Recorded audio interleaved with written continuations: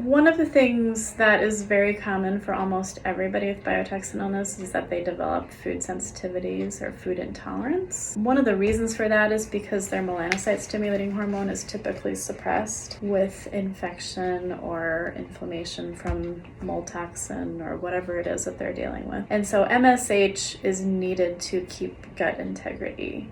And if you don't have good gut integrity and your little cells split apart because of inflammation, you actually have food particles that escape into your abdominal cavity. And then that stimulates your immune system to react. We shouldn't have foreign material in our abdominal cavity. It should all stay in our intestine. So if it doesn't, that's a problem, and your immune system gets stimulated, which creates inflammation for rescue chemicals to come in and rescue cells to come in and clean up the mess. Many people have food intolerance and they start having reactions to various and sundry foods, whether that's eggs or wheat or dairy, but garlic is really common, almonds are really common, many things. It can be anything. I have a little boy right now who's sensitive to rice, which is generally considered to be pretty neutral and anti-inflammatory, and it doesn't work that way for everybody. There are ways to test blood to see what your antibodies are reacting to, what your immune system's reacting to. So you can do some elimination.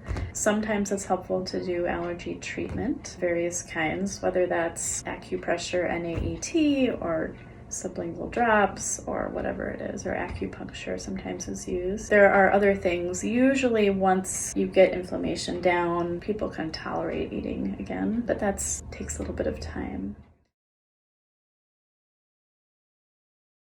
There's also a very common situation we have in our patient population, which is mast cell activation syndrome, or just histamine intolerance. What that means is if they eat anything that's either a histamine liberator or they eat a high histamine food, they get redness, itching, they can have headaches, they can have anaphylaxis if it's really bad and have to go to the emergency room. Redness and itching is kind of the typical thing that we see. People who have biotoxin illness are more vulnerable to mast cell issues and histamine issues. One of the things that's really helpful is actually ozone, along with a low histamine diet, using low doses of quercetin, bromelain, IV ozone. Those are the things that would typically be used in my clinic.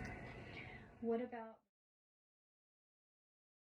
There have been a lot of debates with the ICI group and with the Shoemaker group about whether or not foods that contain mold can make people worse. For example, peanut butter is probably one of the moldiest products that we have food-wise in the United States. There are people who say, no, that doesn't matter at all, and there are people who say, that makes me sick. Even a box of strawberries that was sitting on the back seat of one of my patients' cars made her sick when she got in the car. So that mold, getting into the air can make people sick for sure. The difference, I think, with people who have issue with mold in food, whether it's aflatoxin like in peanut butter versus just moldy vegetables that are in the refrigerator, is that some people just get super sensitive and other people don't seem to be as sensitive. One of the factors in that is how long that person goes without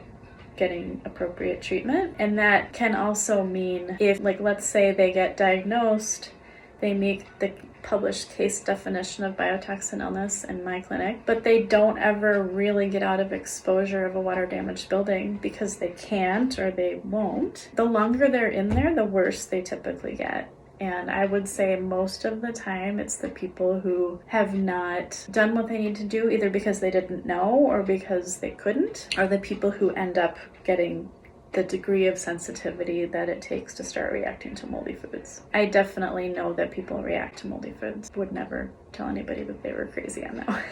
And even, for some people that can include coffee.